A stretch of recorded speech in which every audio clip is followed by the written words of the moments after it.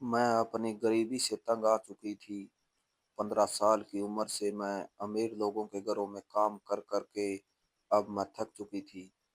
अब तो मेरी उम्र 43 साल हो गई थी और मेरी बेटियां भी जवान हो गई थी। मैं हर समय यही सोचती कि क्या उनकी किस्मत भी मेरी तरह होगी? क्या यह भी सारी जिंदगी अमीर लोगों की गुलामी करते करते गुजार देगी? लेकिन मैं ऐसा बिल्कुल नहीं चाहती थी। मेरे माता-पिता ने तो मेरे लिए कुछ भी नहीं किया था, मगर अब मुझे अपनी बेटियों की किस्मत बनानी थी। मैं आज अपने मालिक के घर के फ्रिज की सफाई कर रही थी और उसमें से गला सड़ा खाना निकालते हुए मेरे दिल को बहुत ही तकलीफ हो रही थी। यह खाना जो फ्रिज में पड़े-पड़े अब सड़ गया था, अब कूड़ेदान की शोभा बढ़ाने वाला था। और अगर इस घर के नौकरों को दे दिया जाता तो कम से कम हम लोग पेट भर के खाना खा लेते। लेकिन यह मालिक लोग फ्रिज में खाना सड़ा देते हैं, लेकिन नौकरों को नहीं देते। मैं गुस्से से सोच रही थी कि मुझे अपने मालिकों से बहुत ज्यादा नफरत थी। ना जाने नफरत ज्यादा थी या फिर मुझे जलन थी। मैं अक्सर यह सोचा करती थी कि आखिर इन लोगों में ऐसी क्या खास बात है जो भगवान ने इन्हें छप्पर फाड़ कर दौलत दे रखी है।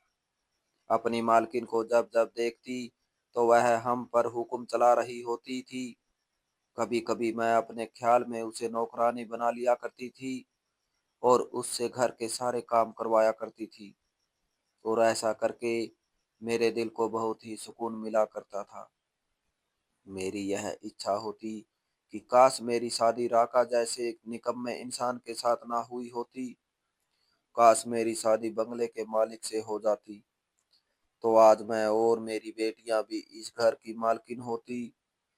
मैं काम से फ्री नहीं हुई थी कि तभी मेरी मालकिन शोर मचाते हुए किचन में आई और कहने लगी, तुम सब जल्दी से अपना अपना काम खत्म करो और मेरे पास आओ।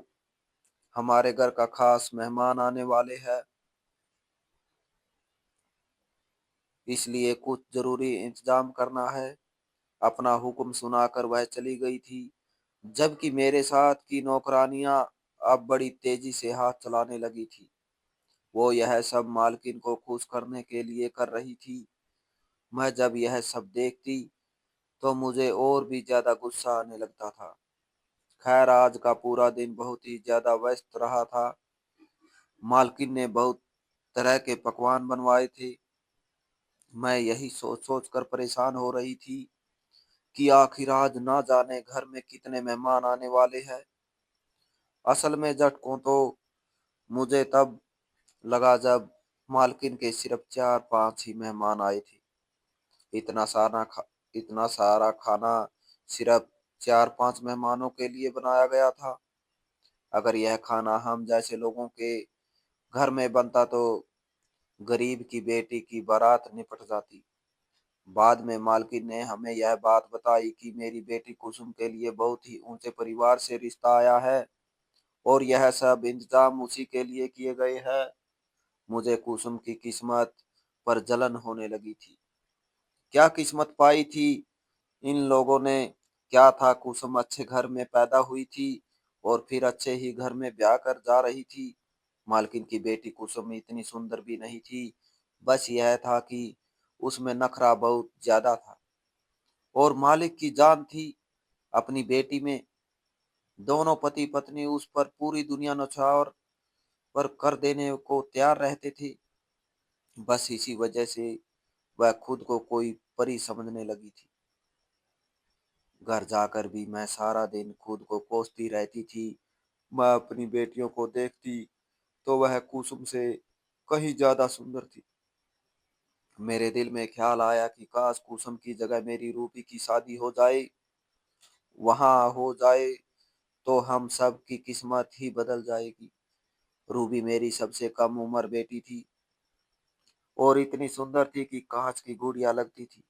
मेरी 3 बेटियां थी और रूबी सबसे छोटी थी। मैंने दिल ही दिल में एक इरादा बना लिया और भगवान से प्रार्थना करने लगी कि मैं अपने इस इरादे में कामयाब हो जाऊं। मैं सुबह जब काम पर गई तो पता चला परसों कुसुम की शादी है, मगर लड़की को अपने माता पिता के घर में ही सब कुछ मिल जाए।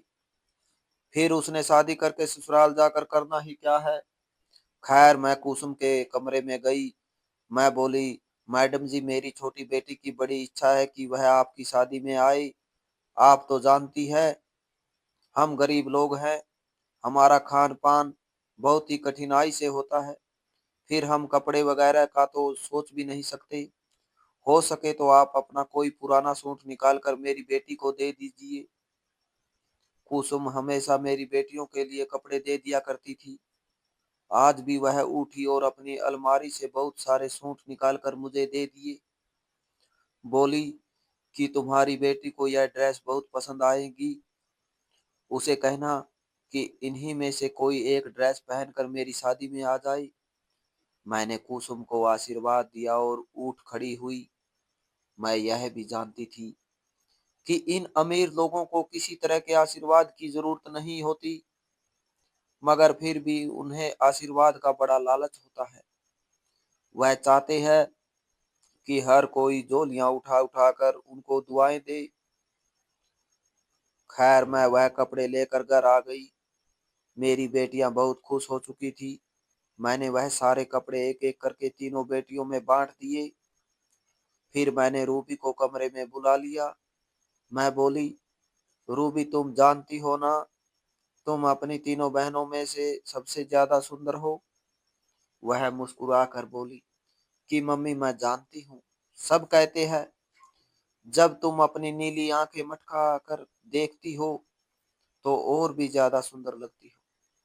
मैं बोली, रूबी, परसों मैं तुम्हें अपने मालिक के घर लेकर जाऊंगी।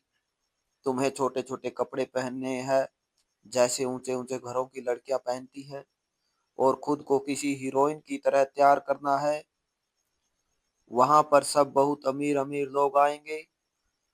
तुम्हें किसी लड़के को अपनी तरफ आकर्षित करना है, ताकि तुम्हारी शादी भी अमीर लोगों में हो जाए और फिर हमारे दिन बदल जाए। मेरी बात पर वह जोर से हंसी और बोली, मम्मी, यह तो सब मेरे बाएं हाथ का खेल है। आप नहीं जानती मैं क्या चीज हूँ। मैंने उसे आशीर्वाद दिया और मुस्कुराती हुई कमरे से बाहर निकल आई थी। अब तो उठते बैठते मैं भगवान से यही प्रार्थना करती कि हे भगवान, मेरी रूबी का जोड़ा अमीर घर में लिख दे, मेरी बेटी को रातों रात अमीर बना दे। समय समय पर मैं अपनी बेटी को ट्रेनिंग भी देती थी कि कब कहाँ पर क्या बात करनी है और कैसे रहना है। जब शादी का दिन आया तो उसी मोहल्ले के ब्यूटी पार्लर से तैयार करवा कर मैं रूबी को शादी में लेकर चली गई। मालिक के घर में ज्यादा मेहमान नहीं आए थे। उन्होंने शादी का फंक्शन घर पर ही रखा था। मैंने अपनी बेटी से कह दिया था कि जो लड़का भी तुम्हारे जाल में फंसे, उसे फंसा लेना। मैं एक माँ होकर अपनी बेटी को बेशर्मी का पाठ पढ़ा रही थी। ना जाने मुझे क्या हो गया था। मैं पैसों के लालच में इतनी अंधी हो चुकी थी कि मुझे अच्छा और बुरा कुछ भी समझ नहीं आ रहा था। जब मालिक और मालकिन सामने आई तो मैंने रूबी से कहा, मालकिन के पैर छूकर आशीर्वाद लो, खुशी का मौका है, वह तुम्हें शगुन जरूर देगी। रूबी ने बहुत ही तमीज के साथ मालकिन को नमस्ते किया। मालकिन तो मेरी बेटी को एक नजर देखकर आगे बढ़ गई थी। उसने उसके नमस्ते का जवाब देना भी जरूरी नहीं समझा था। मालिक ने मेरी बेटी को बड़ी गहरी निगाहों से देखा। वो बोले, क्या नाम है इसका। मैं बोली, रूबी नाम है इसका। मालिक बोले, रूबी, तुम जाकर फंक्शन देखो, मुझे तुम्हारी माँ से कुछ बात करनी है। उन्होंने भी मेरी बेटी के हाथ पर 1 रुपया भी नहीं रखा था, जबकि मेरी बेटी बहुत ही फैंसी ड्रेस पहनकर तैयार हुई थी। उसका आधे से ज्यादा शरीर दिखाई दे रहा था। इस समय वह किसी हीरोइन से कम नहीं लग रही थी। रूबी ने मुझे इशारा किया और चली गई। मैं भी आगे बढ़ने लगी तो मालिक बोले, मेरी बात सुनो। मैं उनकी तरफ देखने लगी। वो बोले कि क्या उम्र है तुम्हारी बेटी की। मैंने उन्हें रूबी की उम्र बताई कि रूबी अभी सिर्फ 16 साल की हुई है। तो वह कुछ परेशान से नजर आने लगे। फिर बोले बहुत कम उम्र है तुम्हारी बेटी की, अभी तो उसकी शादी की भी उम्र नहीं है। शादी की बात सुनकर मेरे कान खड़े हो गए। मैं बोली क्यों मालिक, क्या हुआ? उसका तो अभी कोई रिश्ता नहीं आया, तो शादी कहाँ से होगी? मालिक होठों ही होठों में मुस्कुराए और अपने दिल पर हाथ रखकर कहा, तुम्हारी बेटी अपने दिल को भा गई है। सच में तुम्हारी बेटी बहुत सुंदर है, मैं उससे शादी करना चाहता हूँ। बोलो अपनी बेटी का हाथ दोगी मेरे हाथ में? मैं एकदम से हक्का बक्का रह गई। मैं बोली मालिक आप तो उम्र में उससे बहुत बड़े हैं। वो मुस्कुरा कर कहने लगे कि हाँ उम्र में बहुत बड़ा हूँ, मगर मेरा दिल तो अभी भी जवान है। अगर तुम अपनी बेटी की शादी मेरे साथ कर दो तो मैं अपनी आधी जायदाद तुम्हारी बेटी के नाम लिखने को तैयार हूँ। मालिक के मुंह से यह बात सुनते ही मेरी आंखें चमक उठी थी। मैं बोली साहब जी आप जैसा कहेंगे वैसा ही होगा। अगर आप कहें तो मैं आज ही अपनी बेटी की शादी आपसे करवा दूंगी। मेरी बात सुनकर मालिक मुस्कुराने लगे। वह बोले हाँ तुम्हारा ख्याल तो बहुत अच्छा है, ऐसा करो अपनी बेटी को तैयार करो। मैं बोली मालिक आज तो आपकी बेटी की शादी है, अगर मालकिन को पता चल गया तो हंगामा खड़ा कर देगी। मेरी बात सुनकर मालिक हंसते हुए कहने लगे, मेरी पत्नी मेरे फैसले पर उफ तक नहीं करती। मैंने सिर हिला दिया और आगे बढ़ गई। मुझे इन अमीर लोगों की कोई भी बात समझ नहीं आती थी। हालांकि उनके जूठे बर्तन धोते धोते सारी जिंदगी गुजर गई थी। खैर मैं जल्दी से रूबी के पास गई और बोली, इधर आकर मेरी बात सुनो। मैंने आंखों आंखों में उसे उसे इशारा किया और वह मेरे साथ चल पड़ी। मैं उसे एक कोने में ले गई और बोली, हम यहाँ जिस मकसद के लिए आए थे वह पूरा हो चुका है। मेरी बेटी का मुंह खुला का खुला रह गया। कहने लगी, मम्मी मेरे सिर पर हाथ रखकर कसम खाओ तुम सच कह रही हो। मैं बोली एकदम सच कह रही हूँ। वो बोली, मम्मी बताओ कौन सा लड़का मेरे लिए पसंद किया है। मैं बोली, रूबी तुम मेरे मालिक को बहुत पसंद आ गई हो, वह तुमसे शादी करना चाहते हैं। वह हैरान होकर बोली, मम्मी आप चाहती है मैं उस बुड्ढे से शादी कर लूं? यह तो बहुत ही घाटे का सौदा है, मुझे बिल्कुल भी स्वीकार नहीं है। मैं बोली, मेरी बात समझने की कोशिश करो। अगर तुम्हारी शादी किसी लड़के से होती तो सारी जायदाद तुम तक आते आते सालों लग जाएंगे। जाहिर सी बात है, औलाद के पास तो जायदाद तभी आती है जब उसके माता पिता का देहांत हो जाता है, जबकि यहाँ तो तुम सीधे सीधे हर चीज की मालकिन बन जाओगी। मालिक ने पहली नजर में ही तुम्हें पसंद कर लिया है। उन्होंने कहा है कि वह शादी में आधी जायदाद तुम्हारे नाम कर देंगे। उनके होते हुए तुम ऐश करोगी और जिस दिन वह भगवान को प्यारे हो जाएंगे तब तुम अपनी पसंद के किसी लड़के से शादी कर लेना। मेरी बात सुनकर मेरी बेटी हंसकर कहने लगी, मम्मी आपको पता क्या है क्या, मैं आपको सारे बच्चों में सबसे ज्यादा प्यारी क्यों हूँ? मैं बोली क्यों? वह कहने लगी क्योंकि मैं पूरी की पूरी आप पर गई हूँ। आप में और मुझ में कोई अंतर नहीं है, हम दोनों की सोच बहुत मिलती है। रूबी की बात पर मैं हंस पड़ी थी। मेरी बेटी शादी के लिए तैयार हो गई थी। मैं बोली, रूबी अमीर होकर हमें भूल मत जाना, हमारा हिस्सा भी हमारे लिए तैयार रखना। वह कहने लगी, मम्मी आप इस बात की बिल्कुल भी चिंता मत करें।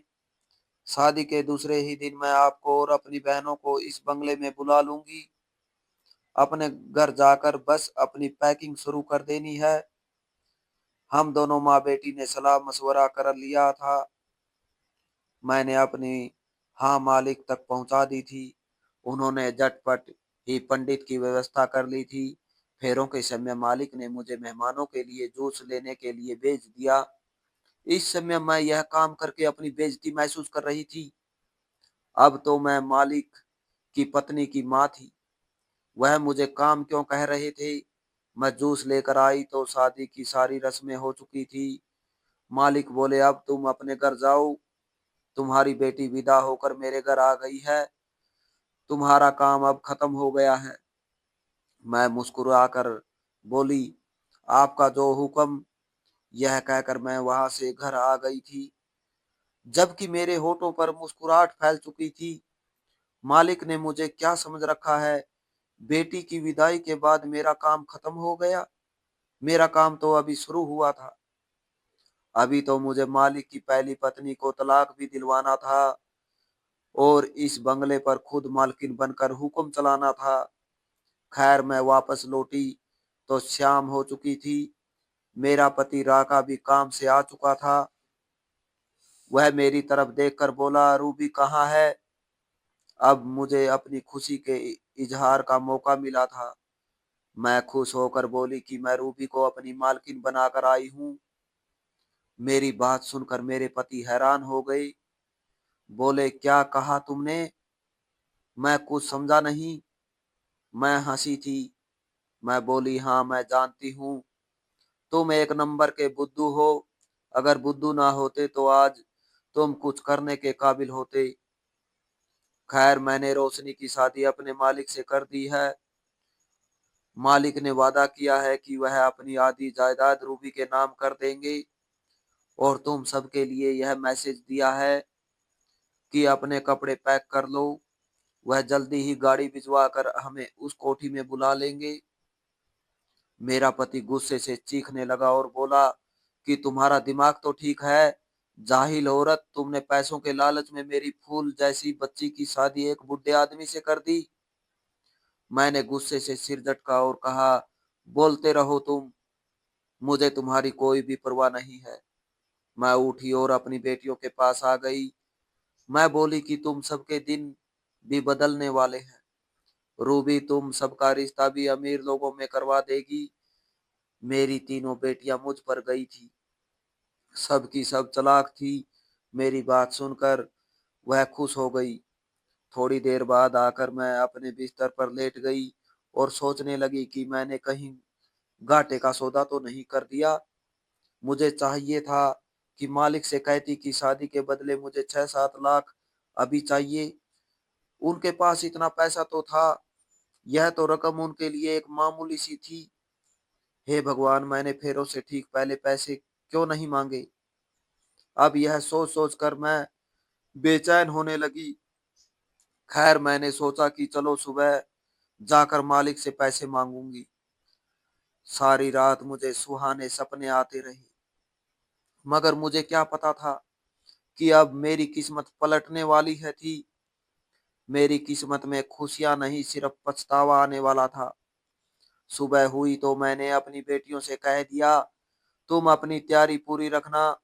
मैं किसी भी समय तुम लोगों को आकर अपने साथ ले जाऊंगी। मैंने रास्ते से उधार नाश्ता लिया और कोठी की तरफ बढ़ गई। आज मेरे नखरे और चाल डाल देखकर सब नौकर हैरान हो रहे थे। जैसे ही मैं हवेली के अंदर दाखिल हुई तो मुझे सांप सूंघ गया, क्योंकि वहां तो मैं हक्का बक्का सी खड़ी रह गई थी। नाश्ते की थैली मेरे हाथ से छूटकर नीचे जा गिरी थी। मैं थर थर कांपने लगी थी। मेरी समझ में कुछ नहीं आ रहा था, इसलिए मैं पागलों की तरह वहां से भाग गई। मैं सड़क पर बैठकर फूट फूट कर रोने लगी थी। मेरे लालच ने मुझे डुबो दिया था। मुझे वह दिन याद आने लगे जब मैं जवान और सुंदर थी। तब मेरी माँ अमीर लोगों के यहाँ काम किया करती थी। मुझे मालकिन ने अपनी बहू बनाना चाहा था। हुआ कुछ नहीं था, मालिक के घर संतान नहीं थी। उन्होंने पहले भी 2 शादियां की थी, मगर वह संतान के सुख से वंचित ही रहे थे। इसलिए उनकी माँ ने चाहा कि मेरी शादी उनसे कर दी जाए, मगर मेरी माँ ने अपनी मालकिन को इनकार कर दिया था। कहने लगी कि पहले से शादीशुदा मर्द को अपनी बेटी नहीं दूंगी। जब मुझे बात पता चली तो मैंने बहुत बवाल मचाया था। मैंने कहा, माँ मुझे रिश्ता स्वीकार है, आप मेरी शादी अपने मालिक से कर दीजिए। मगर मेरी माँ ने एक नहीं सुनी और मेरी शादी गरीब राका नाम के लड़के से कर दी। उसके साथ शादी करके मेरे नसीब भी मेरी माँ जैसे ही हो गए थे। मुझे भी लोगों के घरों में काम करने के लिए जाना पड़ता था। खैर मैंने अपनी बेटियों के लिए बहुत ही अच्छा सोचा था, मगर जो हुआ था वह नहीं होना चाहिए था। मेरे अंदर गुस्सा बढ़ने लगा। रह रहकर मुझे बंगले का वही दृश्य घूम रहा था। जब मैं नाश्ते के थाली लेकर बंगले के अंदर गई थी, लेकिन वहां तो डाइनिंग टेबल पर मालिक मालकिन और उनकी बेटी कुसुम आराम से बैठे नाश्ता कर रहे थे। उन्हें देखकर ऐसा लग ही नहीं रहा था कि रात को इन्होंने कुसुम की शादी की है और साथ ही साथ मालिक ने अपनी भी शादी की है। कुसुम तो घरेलू कपड़ों में आराम से बैठी नाश्ता कर रही थी। अगर यह तीनों सामने बैठे हुए थे तो मैं फिर मेरी बेटी रूबी कहाँ आ गई। मुझे किसी अनहोनी का एहसास हुआ था। मैं बेचैन हो उठी थी और इसलिए मैं भागती हुई बाहर आ गई थी। मैं एक बार फिर से अंदर गई। इस बार मुझे मालिक सामने ही मिल गए। मैंने गुस्से से उनका कॉलर पकड़ लिया। वो बोले, क्या बात है, तुम अपने होश में तो हो, जानती हो क्या कर रही हो। मैं चीख कर बोली, अगर आपकी बेटी इस घर में मौजूद है तो फिर मेरी बेटी कहाँ चली गई। मालिक ने एक झटके से अपना कॉलर मुझसे छुड़वाया। उनके चेहरे पर इस बार कोई क्रूरता नहीं बल्कि एक गहरी शांति थी। वह बोले, बैठो, मैं तुम्हें पूरी कहानी सुनाता हूँ। इस दुनिया में मेरी एक ही बेटी है कुसुम। मुझे उससे बहुत ज्यादा प्यार है। वह किसी और लड़के को पसंद करती थी, उससे शादी भी करना चाहती थी। मैं भी इस रिश्ते पर तैयार था, मगर फिर एक बहुत बड़ी समस्या हो गई। मैंने पिछले 11 साल से जो माल गैर कानूनी तरीके से जमा किया था वह कानून की नजर में आ गया था। कानून अपनी आंखें बंद कर ले, इसलिए मुझे अपनी इकलौती बेटी की कुर्बानी देनी पड़ी। मैंने एक बहुत बड़े ऑफिसर से शादी तय करके उस ऑफिसर का मुंह बंद करवा दिया। वह उम्र में मुझसे भी कुछ साल बड़ा था, लेकिन मैं मजबूर था। क्या करता, अपनी मेहनत की कमाई इस तरह बर्बाद होते नहीं देख सकता था। इसलिए मजबूरी में मैंने अपनी बेटी का सौदा कर दिया और उस 52 साल के बुड्ढे से अपनी बेटी का रिश्ता तय कर दिया। शादी के दिन मेरी बेटी मेरे गले लगकर फूट फूट कर रो रही थी। वह बोली, पापा आप मेरे साथ इतना बड़ा जुल्म ना करें। अगर आपने अपना फैसला ना बदला तो मैं ससुराल जाते ही खुद को खत्म कर लूंगी। मैं बहुत बड़ी मुसीबत में फंस चुका था। अब मैं उस शादी को कैसे रोक सकता था। मेरे पास अब कोई रास्ता भी नहीं बचा था। उस दिन तुम अपनी बेटी को लेकर हमारे घर आई थी। मैंने तुम्हारी रूबी को उस ऑफिसर के सामने पेश किया। रूबी मेरी कुसुम से ज्यादा सुंदर थी। एकदम ही उस ऑफिसर का दिल रूबी पर आ गया। मैंने तुम्हारी बेटी का हाथ मांगा तो तुम उम्र के अंतर को भूलकर पैसों के लालच के लिए तैयार हो गई थी और मैंने तुम्हारी बेटी की शादी उस ऑफिसर से कर दी। वह ऑफिसर शादी करके चला गया था, लेकिन शादी की रात जब मैं तुम्हारी बेटी रूबी को उस ऑफिसर के पास ले जाने के लिए गाड़ी में बैठा तो उसकी सिसकियों ने मेरा दिल पिघला दिया। रूबी ने मुझसे कहा कि अंकल, आप अपनी बेटी को बचाने के लिए मुझे नरक में क्यों भेज रहे हैं। क्या मैं किसी की बेटी नहीं हूँ। उस पल मुझे अपनी कुसुम का चेहरा याद आ गया। मुझे एहसास हुआ कि मैं कितना बड़ा पाप करने जा रहा था। मैंने उसी समय फैसला बदला। मैंने उस ऑफिसर को फोन किया और कहा कि मैं जेल जाने को तैयार हूँ, पर इन बच्चियों की जिंदगी बर्बाद नहीं करूंगा। मैंने रात ही रात में रूबी को तुम्हारे पति राका के पास सुरक्षित पहुंचा दिया था। मालिक की बात सुनकर मेरी आंखों से आंसुओं का सैलाब उमड़ पड़ा। तभी पीछे वाले कमरे से रूबी और मेरा पति राका बाहर आई। रूबी को सही सलामत देखकर मैं उसके पैरों में गिर गई और फूट फूट कर रोने लगी। मालिक ने आगे कहा, तुम्हारे लालच ने तुम्हें अंधा कर दिया था, लेकिन तुम्हारी बेटी की मासूमियत ने मुझे एक बेहतर इंसान बना दिया। मैंने अपने जुर्म कबूल कर लिए हैं और मैं जल्द ही सरेंडर करूंगा। प्रायश्चित के तौर पर मैंने रूबी के नाम एक छोटा सा कैफे और आप लोगों के रहने के लिए एक सम्मानजनक घर का इंतजाम कर दिया है, ताकि तुम मेहनत की कमाई खा सको और तुम्हें किसी की गुलामी ना करनी पड़े। आज इस बात को 2.5 साल बीत चुके हैं। रूबी का तलाक हो चुका है। मालिक के दिए उस उपहार से हमारी जिंदगी सच में बदल गई है। मेरी बेटियां अब ऊंचे घरों में के सपने नहीं देखती, बल्कि खुद मेहनत करके अपनी पहचान बना रही है।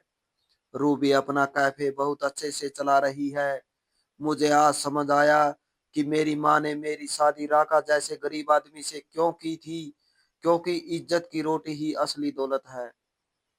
अब जब भी मैं उस रात को याद करती हूँ, तो मेरा दिल आभारी होता है कि भगवान ने मेरी बेटी को बचा लिया और मुझे मेरे पापों से तौबा करने का मौका दिया। अब हम अमीर तो नहीं, पर बहुत खुश हैं और सुकून में हैं। तो दोस्तों, इस कहानी को लेकर आपकी क्या राय है? कमेंट बॉक्स में कमेंट करके ज़रूर बताएं। और अगर आपको हमारी आज की कहानी अच्छी लगी हो तो प्लीज़ इसे लाइक ज़रूर करें। अगर आपने अभी तक हमारे एसके की जुबानी 2.0 चैनल को सब्सक्राइब नहीं किया तो ज़रूर कर लीजिए। तो मिलते हैं ऐसी ही एक और मोटिवेशनल कहानी के साथ। Thanks for watching.